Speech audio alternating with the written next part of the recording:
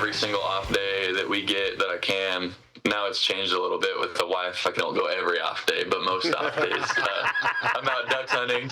I actually went out duck hunting the Saturday before the NFC Championship between morning meetings and evening meetings. So I just get out every chance I get. Welcome back to the Ultimate Seattle Sports Show. Seahawks special teams captain Brady Russell is with us for one more segment. And Brady, excuse me, we talked a lot of football last segment. We want to know more about how you spend your time away from the field. You gave us a little hint there. We know you're big in the outdoors. Any fishing trips lately? I did go, I went crabbing this week. Oh. And we didn't do very well. I don't even know where we were, to be honest. We left out of Edmonds and ended up with 4 crabs in our pots by the end of the morning. So it wasn't too bad, and did a little fishing in between there. And my wife caught the only fish. So it was fun, though. Fishing was never in the cards for me growing up because I have horrible, horrible seasickness. But I used to go crabbing all the time. We would just throw the little cage things just like over the dock and basically just kind of let them sit there all day and just wait for something to just come in your cage. It's kind of fun. But then like you said, in the pot, I remember my grandma would just make like the best spaghetti and crabs. So that's a good memory. How was your crabbing? Did you eat anything afterward? I've never tried spaghetti and crab, but yeah, we just boiled them up and ate them. I don't know what you call it, like a crab. Like a crab boil, yeah. I remember, so you kind of just mentioned it in that clip that you were on the show last time, but before the wild card round, when you had that little bit of a bye week, you said you went duck hunting. So are you hunting for anything next? Let's see. I'll definitely be going for ducks all season. I have a place where I want to try to go elk hunting, but it kind of just depends when our off days fall and when the seasons fall. So I'm not sure if I can fit in anything besides birds, but I'm going to try to. I also have a new baby that I have to hang out with, so it makes it a little more difficult. Priorities change a little bit. Well, let's stay with the baby. I mean, you talked about it in the last segment and gave us that hint. This must be really exciting time for you and your wife. What can you tell us about how close you are, the due date, maybe just anything you can fill us in on? Yeah, we hit 37 weeks yesterday. We're having a little girl. Her name is going to be Hadley. We're so excited for her. I think we've had the nursery totally ready for like 2 months already. So now we just are waiting for her to come out. Building a little chair to sit by the table. I don't even know what you call that, a booster chair or something. Got car seat mounted in the car. We're ready and rolling for little baby Hadley to come out. Yeah, that's awesome. You know, a lot of parents, they like to hold it secret as far as the name or, you know, when you did you do a gender reveal? Did you have any chance at all early on? And can you tell us a little bit about that? Yeah, that was actually really fun because I was always kind of not a gender reveal kind of person, if you will. But we had a lot of our family, or the most that we'd be around for a while, in town for the San Francisco game in the divisional round last year. So got home from the game. We had some friends come over from church, and they set up a gender reveal for us. And there's balloons in the house and a little pair of pajamas inside of a basket. So we opened up the basket, and there's some pink pajamas. And my mom was so stoked. Her brothers are there. My brothers are there. It was fun. And that's when we found out we were having a little girl. That's so awesome. That's such a cool memory. Have you picked anyone's brain on the team to see how they handle new dad life with the busy schedule of football?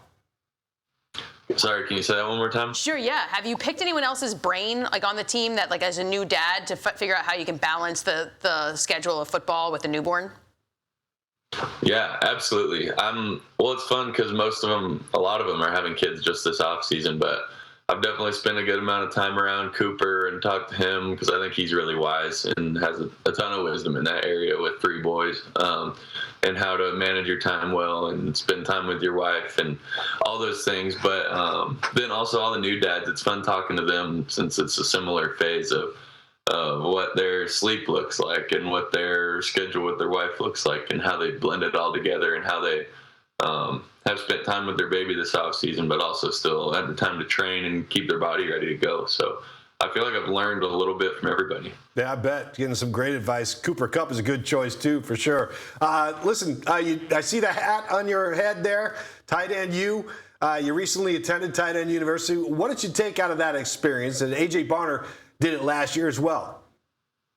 Yes, sir. Yeah, we were rolling pretty deep there at tight end. You with Nick and AJ and Sabi all there. We're missing Elijah, disappointingly enough, but a lot of the gang was there. So it was fun though. I try to take the big thing I try to do, which I do with a lot of meetings, is take one specific coaching point that I can then apply to my game. So this year was the first year that Kyle Juszczyk was there, and obviously coming from playing with Coach Fleur, he had some good advice for the fullback side of things and like how it blends together with tight end. And I got to pick his brain a lot, which was awesome for me. Speaking of tight end, a very famous tight end got married about a week ago. Did you go to the Swift wedding, or did you have to stay home with your wife and make sure that she was taken care of?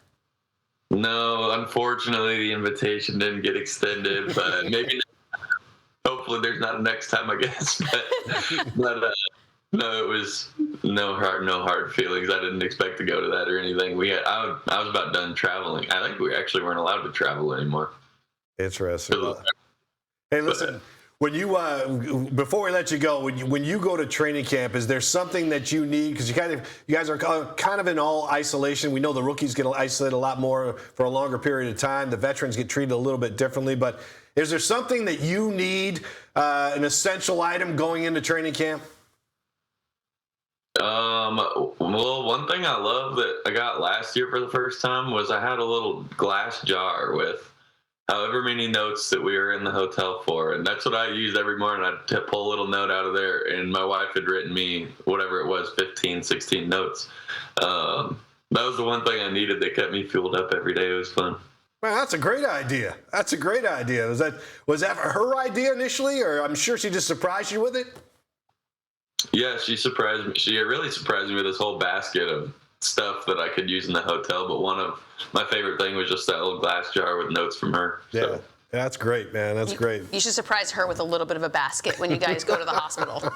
Yeah. Well, I did do that last year. Well, for training camp last year, I surprised her. So now I got to up my game. Now that there's her and the baby coming, I got to. Yeah, that's awesome. Well, listen, we really appreciate you making the time today, Brady, and congratulations to you and your wife. On August 4th is the due date, so hopefully everything will be smooth sailing from then on in through football season. You can adjust as a new dad and have a great season. So we look forward to seeing you out there at camp, and thanks again for being with us. Yes, sir. Thanks so much again for y'all having me on.